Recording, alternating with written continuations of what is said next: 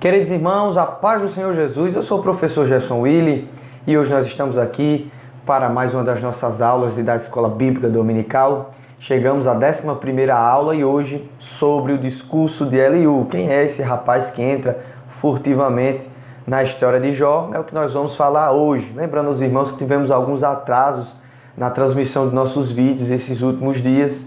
Na primeira semana tivemos aí um problema de processamento no YouTube. Essa semana algumas intempéries, mas nós estamos aqui já para a glória de Deus. Então, convido você a estar lendo comigo o textuário. Se encontra em Jó, capítulo 36, versículo 15, que diz o seguinte: ao aflito livra da sua aflição e se revela aos ouvidos. A verdade prática diz que o sofrimento não deve ser visto apenas sobre o aspecto punitivo, mas principalmente educativo. A nossa leitura bíblica em classe vai ser feita aqui nos capítulos 32, 33, 35 e 36 de Jó e começa agora no capítulo 32, versículo 1 ao 4. Então, aqueles três homens cessaram de responder a Jó, porque era justo aos seus próprios olhos. E acendeu-se a ira de Eliú, filho de Baraquel, o Buzita, da família de Rão. Lembrando que essa linhagem aqui, essa questão genealógica é a maior dos amigos de Jó, né? Inclusive, o filho de Baraquel, o Buzita, tem lá no livro de Gênesis. Então, se acendeu a ira porque se justificava a si mesmo mais do que Deus. Também a sua ira se acendeu contra os seus três amigos, porque, não achando o que responder, todavia condenavam a Jó. Eliú, porém, esperou para falar a Jó, porquanto tinha mais idade do que ele. Assim, na verdade, agora o 33, 1 ao 4, ó Jó, ouve as minhas razões e dá ouvido a todas as minhas palavras. Eis que já abri a minha boca, já falou a minha língua debaixo do meu paladar. As minhas razões sairão da sinceridade do meu coração e a pura ciência dos meus lábios. O Espírito de Deus me fez e a inspiração do Todo-Poderoso me deu a vida. Jó 34, 1 ao 6 diz: respondeu mais Eliú e disse: ouvi, vós sábios, as minhas razões, e vós, instruídos, inclinai os ouvidos para mim, porque o ouvido prova as palavras como o paladar prova a comida. O que é direito escolhamos para nós, e conheçamos entre nós o que é bom. Porque Jó disse: sou justo, e Deus tirou o meu direito. Apesar do meu direito, sou considerado mentiroso, a minha ferida é incurável, embora eu esteja sem transgressão. 36, 1 ao 5, prosseguiu ainda Eliú e disse: espera-me um pouco e mostrar-te-ei que ainda há razões a favor de Deus. Desde longe repetirei a minha opinião e ao meu Criador atribuirei a justiça, porque na verdade as minhas palavras não serão falsas. Contigo está um que é sincero na sua opinião. Eis que Deus é muito grande, contudo ninguém despreza. Grande é a força de coroação. Antes da gente passar já para a nossa introdução, já dá para a gente ver o discurso diferente, né, dos outros amigos de Jó em relação às acusações e também em relação à defesa de Deus, né? A gente viu um extremismo muito grande nos outros amigos de Jó, mas aqui a gente vai ver que ele vai dizer que Deus não despreza ninguém, e a gente vai ver os motivos. Então nós teremos três objetivos. O primeiro dele é explicitar que Deus, como soberano, pode se revelar por meio do sofrimento. Depois vamos destacar que a soberania de Deus não se sobrepõe ao seu amor. E vamos afirmar que Deus não tem prazer no sofrimento, mas pode usar as adversidades para educar. Então, na nossa introdução, a gente vai falar sobre esse jovem. Não dizemos assim que é jovem porque ele disse que é mais novo do que os outros, né? Mas, sinceramente, não se sabe se era realmente um jovem ou apenas alguém que tivesse a menos idade, que era como se fosse o costume daquela época esperar os mais velhos falarem. Então veremos nessa lição os 4 grandes discursos teológicos de Eliú do capítulo 32 ao capítulo 37. Ele vai fazer 4 grandes apontamentos e a gente vai ver aqui nessa lição. A palavra, o nome Eliú significa ele é o meu Deus. Ele é meu Deus, certo? Então a terminologia dessa palavra aqui, o conteúdo, né, por trás dessa palavra, ele é meu Deus. Então, uma observação aqui antes da gente iniciar a respeito deste discurso de Eliú, que aparece furtivamente, né? Para alguns estudiosos, o discurso de Eliú foi acrescentado por outro autor. Abaixo algumas razões para tal. Então, alguns acreditam que esse discurso de Eliú foi acrescentado logo após. E as razões são a ausência de Eliú no livro de Jó, não se escuta falar dele, né, no início, nem nada, ele simplesmente aparece ali do nada para resolver o problema, ou para dar uma resposta a Jó e a seus amigos.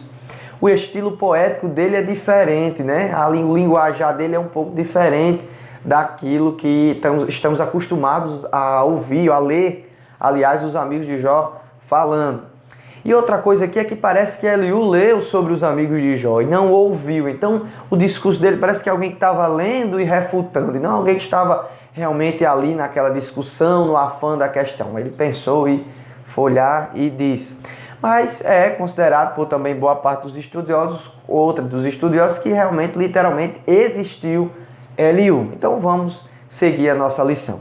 Então, 4 grandes conceitos teológicos que vão nortear os discursos, né, de Eliú são: os amigos de Jó não conseguiram responder adequadamente. Então, ele vai fazer um discurso em cima disso e vai dizer, né, olha, eu esperei vocês falarem porque eu achava que havia sabedoria nas canas, né, nos cabelos brancos. Mas eu quero dizer que eu não ouvi, agora eu vou dar a resposta a você. E aí vem aquela célebre frase, né, que a gente escuta muito aí, tirado fora de contexto, dizendo que é o próprio Deus falando: e eu irei e darei resposta a ti e aos teus amigos. Então, Eliú também diz que Deus não está obrigado a responder ninguém. Jó está ali exigindo de Deus uma resposta, quer ficar diante de Deus, quer sobrepor nessas questões de exigência, mas Eliú vai dizer: não é bem assim, você está aí na terra e Deus no céu, você não tem que exigir resposta de Deus.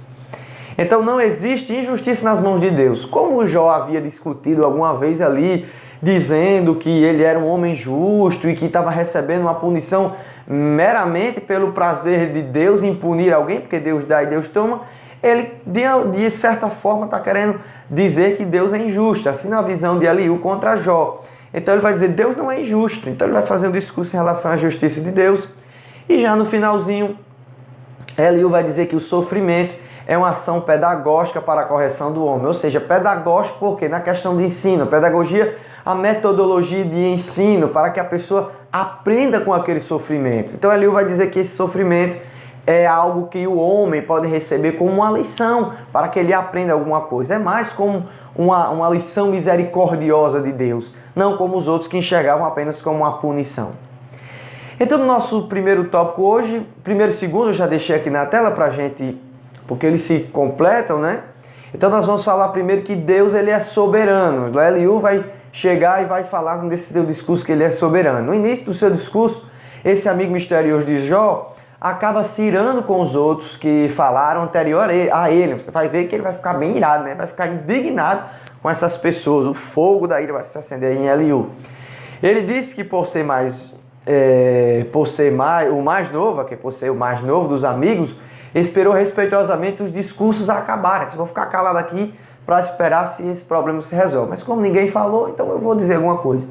Eliú chega com o tom de quem traz a resposta final. Então, ele entra nesse discurso dizendo que vem resolver ali a parada, né? Diz o ditado aí, vem resolver a bronca que os amigos de Jó, mesmo falando a sua pompa de sabedoria, que existem pessoas que são aconselhados por homens que são mais velhos do que Jó, não conseguiram responder Jó. Então ele vai falar nessa perspectiva. Então, o que é que ele vai primeiro falar? Ele vai, em seu primeiro discurso, ali enfatiza o lamento de Jó, no que tange a reclamação do patriarca sobre o silêncio de Deus. A primeira coisa que ele vai refutar, né? Jó, por que você está se queixando do silêncio de Deus? Deus é soberano. E a gente vai ver aqui que ele vai, nos versículos do capítulo 32, que Deus, ele é soberano sobre as coisas. Ele não precisa ele não se importa de estar sendo exigido por alguém em relação à resposta que ele tem que dar. Ele vai falar quando ele quer, porque ele é o Senhor. Então Jó é um réis mortal, ele não tem como ficar exigindo de Deus. O Criador é superior à criatura, então o homem tem que ficar ouvindo o que Deus quer falar e não ficar exigindo de maneira que eles possam querer cobrar alguma coisa de Deus. E a gente vai ver que nesse contexto, Eliú, ele tem razão. Só que ele pega um pouco pesado em relação às suas palavras com Jó, porque faz com que Jó seja tido como uma pessoa sarcástica contra Deus. Ele não entende que Jó está vivendo uma pressão muito forte, né? Então ele vai dizer que Jó não entendeu a superioridade de Deus. Como é que você está cobrando de Deus? Eu acho que você não entendeu que Deus é soberano, sabe de todas as coisas, e ele vai responder quando ele quiser. E aí a gente vai ver que Eliú vai dizer que Deus sim respondeu a Jó. Então o orgulho do homem priva-o de ouvir a Deus. No capítulo 33, né, 14 e 15, a gente também vai ver essas questões. Eu falei 32, mas 32 é nessa questão da reclamação dos discursos dos amigos. Mas 33, para essas duas partes aqui, a gente vai ver que Eliú, ele vai dizer, olha, é o seguinte, Deus ele fala, não tem esse negócio de você dizer que Deus não está respondendo você. Ele já lhe respondeu, mas o seu orgulho é que não deixa você ouvir a voz de Deus. Para Eliú não existe a impossibilidade da comunicação de Deus com os homens, mas algumas questões impedem de que eu mesmo possa escutá-lo. Deus se comunica em forma de sonhos e visões. Ele vai dizer que, olha, Deus se comunica em visões, ele aparece, ele fala, né? Adverte o homem 1 a 2 vezes para livrar da soberba e da morte. Ele está dizendo que Deus se manifesta nos sonhos e avisa aquela pessoa ali que ela está em soberba, né? E talvez ele esteja querendo dizer aqui que Jó, Deus já lhe advertiu. Será que você não sonhou alguma coisa? Será que você já percebeu alguma coisa aí? Ou você está dando de ouvido de mercador, ou o seu orgulho está puxando você para baixo para você não entender o que Deus está falando. E aí outra questão, que aqui a gente vai falar do mistério da redenção, é que Eliú, ele diz que Deus também envia um anjo, um mensageiro, né? Outra maneira de Deus falar com os homens, para Eliú, é através de um mensageiro celestial. Neste sentido, podemos lembrar de quando Jó, em seus discursos, apelava para Deus por um mediador que pudesse salvá-lo. A palavra aqui usada é anjo do Senhor. E aí a gente vai ver que anjo do Senhor é Jesus, é a teofania, ou seja, teo, Deus, e fania, aparição. É uma cristofania de Jesus aqui no Velho Testamento, quando Jesus aparecia em forma de um anjo do Senhor. O Moisés, quando viu a sarça, ele viu um anjo na sarça, né? Josué viu um anjo também com a espada desembainhada em cima das muralhas de Jericó, e era um anjo do Senhor. Enfim, várias aparições nos fazem lembrar aqui desse discurso de Eliú sobre esse mensageiro celestial, sobre esse interlocutor entre Deus e os homens, e a gente se remete na questão de Jesus, que fez isso por nós, né? Que chegou para fazer essa mediação entre Deus e os homens. Então, nesse sentido aqui, quando você for falar, ou você for escutar a escola dominical, é importante ressaltar que Jesus aparece aqui nesse discurso, né? Faz a gente lembrar, não é que Eliú esteja defendendo, falando abertamente de Jesus, mas faz a gente entender que o homem precisa de um mediador, né? Que Deus realmente é misericordioso, ele pode enviar um mediador. Veja que nesses 3 pontos aqui, Eliú, ele não descarta a impossibilidade, mesmo Deus sendo soberano, de se comunicar com o homem. Ele diz que Deus não pode ser chamado a atenção por homem algum, ninguém pode dizer o que Deus deve fazer. No entanto, ele vai dizer também que Deus ele se comunica com os homens, e o orgulho é que pode fazer com que essa pessoa não esteja escutando a voz do Senhor. Então a gente chega no tópico 2 aqui, o sofrimento como meio de revelar a justiça e a soberania de Deus. A gente viu o sofrimento como uma forma de revelar a Deus, e agora o sofrimento como meio de revelar a justiça e a soberania de Deus. Então no sofrimento Deus pode se revelar ao homem, e também agora no sofrimento Deus pode revelar que ele é soberano e que ele é justo. Justo porque ele pune, e soberano porque ele faz o que ele quer sobre todas as coisas. Então a justiça de Deus demonstrada. Vamos dar uma olhada aqui o que é que diz em Jó, capítulo 34, do 10 ao 12. Portanto, vós homens de entendimento, escutai-me. Veja que essa primeira parte ele diz: longe de Deus esteja o praticar a maldade, e do Todo-Poderoso cometer a perversidade. O que ele está querendo dizer aqui, né? A gente vai ver que ele está querendo dizer que Jó estava imputando a Deus todo o problema, como se Deus fosse o autor do mal. Então, quando Eliú defende a justiça de Deus, acaba entrando no mesmo conceito dos outros acusadores do patriarca. Ele realmente pega algumas coisas dos outros amigos de Jó e acaba colocando, né, botando a pecha de Jó de um homem que está falando contra Deus. Então, essa primeira parte aqui, nós podemos observar como Eliú está combatendo Jó em relação à sua autojustificação. Está dizendo, Jó, você não pode se justificar e dizer que é justo. Você está dizendo que é justo, tá? Não está recebendo isso aí porque você tem um pecado oculto, então você está fazendo Deus de justo.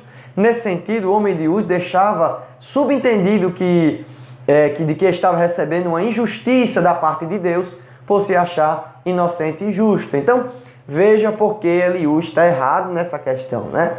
Longe de Deus esteja praticar maldade. Claro, Deus não vai praticar maldade porque Ele é o amor. Porém, ele estava dizendo que Jó estava falando, imputando a Deus essa questão porque ele estava escondendo um pecado. Mas a gente sabe o contexto inicial ali, que é a forma de prosa no livro de Jó, do que realmente aconteceu nos bastidores celestiais.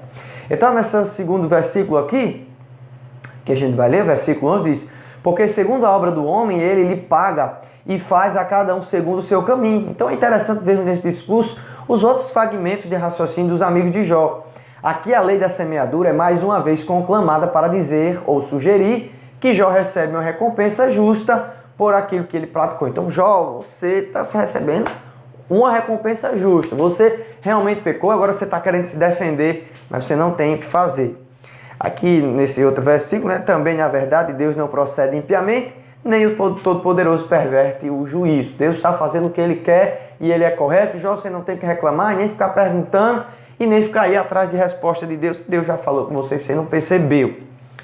Então, nosso tópico 2, o caráter justo de Deus. Eliú passa a descrever o caráter santo e justo de Deus sistematicamente, como se houvera recebido uma instrução divina sobre o assunto. Ele vai falar com propriedade. E essa, irmãos, é uma das características dos amigos de Jó. Eles falam com propriedade como se o próprio Deus estivesse ali ensinando ele a falar aquilo ali. Eles trazem arroga para si uma verdade absoluta que eles não têm. Então o Eliú vai falar algumas coisas a respeito do caráter de Jó. Primeiro, ele vai dizer que Deus age com justiça quando retribui o homem o que é merecido. Olha, Jó, você está recebendo isso aí, com certeza Deus não foi injusto, ele sabe o que faz, ele sabe o que está fazendo, né? Então, segunda coisa, Deus não precisa de prestar contas de seus atos a ninguém, já que não recebeu autoridade por meio de alguém. Então Deus vai prestar conta a quem, se ele não tem superior? Você está querendo, Jó, dizer no seu discurso que Deus tem que prestar conta a você? Você está pedindo uma reunião com Deus e está dizendo, Deus, eu quero que o Senhor diga na minha cara aqui, porque o Senhor está me punindo. Ele não precisa dar explicações a você. Ele é o Senhor de todas as coisas, né? Diz aqui Eliú sobre o aspecto das falas de Jó. Então, no ponto 3 aqui, dessa sistemática que ele fez, Deus tem o direito de tirar a vida humana, já que Ele é quem deu. E aqui, versículo 14 e 15, ele vai dizer que Deus, Ele pode fazer a qualquer momento, tirar o fôlego de todo mundo morre e Ele não cometeu injustiça alguma, porque Ele deu e Ele tomou.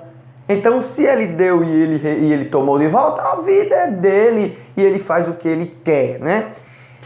E aí, o ponto 4 aqui, o Todo-Poderoso não faz acepção de pessoas. Já você está achando que Deus fez isso aí com você porque Ele fez acepção de pessoas, Ele abençoou um e deixou você de fora? Não, Ele trata todo mundo igual. Só que a justiça dele é soberana, né? Então, Ele fez isso aí, Ele tem o conceito real, verdadeiro e assertivo do que Ele fez. Então, Deus é onisciente e por isso chama os homens à justiça. Se Deus é onisciente, Ele chama os homens à justiça e chamou você, Jó. Então, por isso que você está recebendo a justiça de Deus.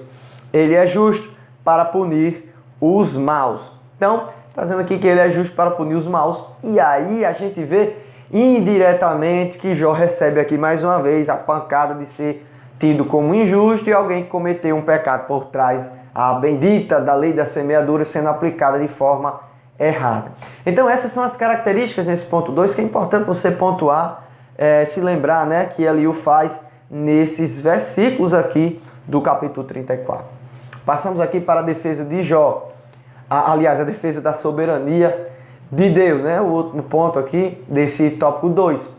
Aí ele pergunta, será que Deus deve recompensá-lo segundo o que você quer ou não quer? Então Eliú pergunta assim, agora pronto, né? Você está querendo que Deus recompense você segundo a sua justiça, segundo o que você pensa? Olha, Jó, Deus vai tratar você assim, porque Ele é soberano sobre todas as coisas.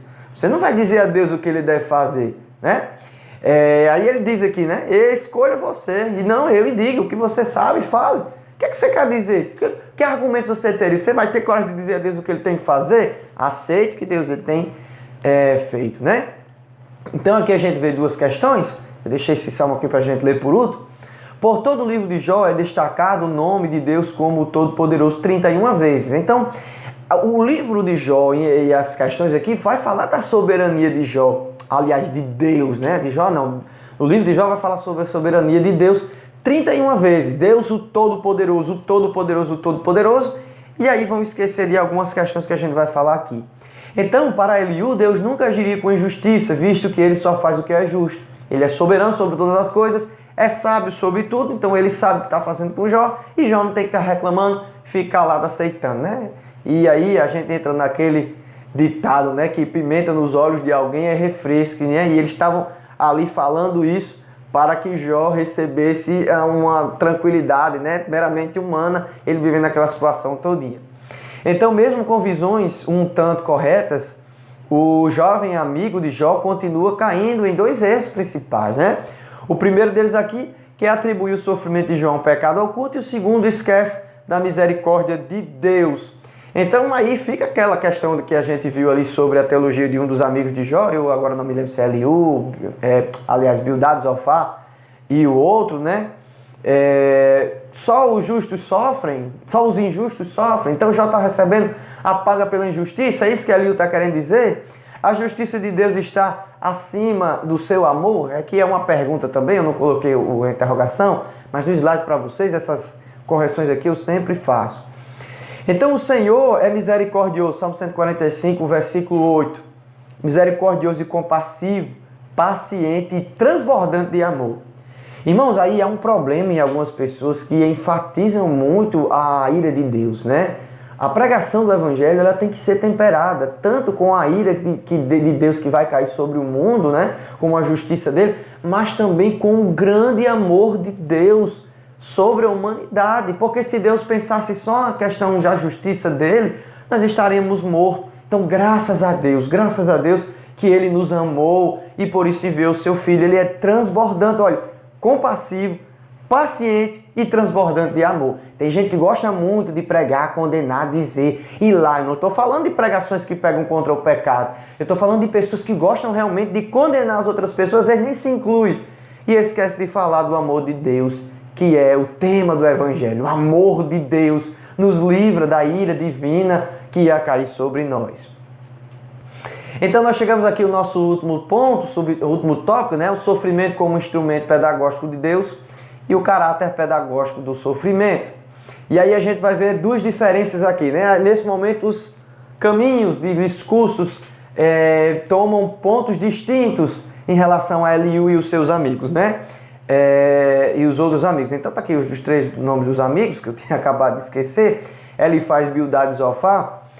Eles vão dizer que o sofrimento de Jó vem por conta de um pecado e Jó custa em reconhecer isso. Então Jó está sofrendo por conta de um pecado, ele custa entender esse problema, né? O sofrimento de Jó tem um caráter simplesmente punitivo. Então Deus está lhe punindo, Jó. Fica calado aí e acabou-se. O injusto e o justo padecem por desobedecer a Deus sem ter misericórdia nenhuma. É o que esses três aqui, amigos de Jó, praticamente deixam assim explícito, né? Então não há solução nenhuma. Já Eliú, ele distorce um pouco da fala, né? Mas ele vai entender que o sofrimento de Jó vem por conta de um pecado, a mesma coisa, e Jó custa reconhecer. No entanto, ele vai dizer que o sofrimento de Jó tem um caráter pedagógico. Ele não vai afirmar a sentença ali final, dizer que Deus vai acabar com Jó porque Jó pecou e aceitasse a sua sina e morre e pronto. Ele vai dizer, não, Jó, Deus está querendo dar talvez uma lição por conta desse pecado para que você não venha mais pecar. Veja que, em certo ponto, Eliú está correto, mas tirando a questão do pecado, se ele tirasse essa questão do pecado, com certeza ele estaria certo. Mas colocando essa constante, né, de pensar que Jó está em pecado, ele acaba errando. E aqui o ímpio padece por desobedecer, mas o justo aprende com o erro e se volta para Deus. Veja aqui a diferença. O justo e o ímpio padecem. A mão de Deus pesa sobre os dois quando ele quer, acabou. Mas aqui o ímpio padece por desobedecer, mas o justo aprende com o erro. Deus se revela no sofrimento, né? Ele mostra a justiça dele e a gente, que somos justos, digamos assim, colocando na perspectiva de Eliú, né? Os justos entram e para aprender com aquilo ali, é mais uma prova do que uma sentença final. Então, irmãos, o interessante é você fazer essa distinção aqui entre os discursos desses três amigos de Jó e os discursos de Eliú, porque realmente vai destoar nesses dois últimos pontos aqui. Chegamos ao nosso final, porque aqui só tem dois subtópicos, né? O sofrimento como instrumento pedagógico de Deus e agora adorando a Deus na tormenta. No capítulo 36, Eliú faz uso das estações do ano para demonstrar a sabedoria de Deus e a sua grandeza e como nós somos incapazes de compreendê-lo totalmente. Este argumento ia de encontro com o discurso de Jó, que geralmente engrandecia a natureza de Deus, mas murmurava contra ele. Neste sentido, Eliú faz uma assertiva correção no argumento do patriarca e mostra que adoração e murmuração não podem andar juntos. Então aí é o problema, né? Quem adora não murmura, quem murmura não adora. Esse aí é pontos que são distintos uns dos outros, né? Se você é um adorador e vive reclamando, e eu sou adorador por excelência, e vive o dia todo reclamando pelo que tem, pelo que faz, pelo que come, pelo que tem para você vestir, então você não consegue ser um adorador e você realmente ofende a Deus. Então, encerramos aqui, queridos, e a conclusão, por que eu não coloco conclusão? Porque eu quero que os irmãos façam as suas conclusões, né? Nos slides eu não coloco aqui, quero que os irmãos façam as suas conclusões em relação a isso, é importante a gente deixar essa parte aí para que vocês pensem no que aprenderam. Ele diz a neve, né? Aqui é a palavra de Eliú, caia sobre a terra e a chuva seja um forte aguaceiro. Ele paralisa o trabalho de cada homem, a fim de que todos os que ele criou conheçam a sua obra. Os animais vão para os seus esconderijos e ficam nas suas tocas. A tempestade sai da sua câmara e os ventos vêm o frio. O sopro de Deus produz gelo e as vastas águas se congelam. Também carrega de umidade as nuvens e entre elas espalha os seus relâmpagos. Ele as faz girar circulando sobre a superfície de toda a terra para verem tudo o que ele lhes ordenar. Ele traz as nuvens, ora para castigar os homens, ora para regar a sua terra e mostrar o seu amor. Então, um discurso um pouco mais temperado aqui de Eliú, né? Então, queridos irmãos, o tema central, né, aquilo que a gente deve observar aqui nessas questões é Eliú, ele não é extremista como os outros amigos, mas ele tem sim os seus erros em relação ao discurso de Jó, em relação às acusações. E o que é que nós podemos concluir? Deus é soberano, o sofrimento vem realmente, às vezes, para a punição e vem também em forma pedagógica para nos ensinar. A lição de hoje foi bastante instruidora para as nossas vidas e eu espero que tenha sido uma bênção para você. Baixe os slides aqui na descrição do vídeo e até a próxima aula, se Deus quiser. Amém e a paz do Senhor.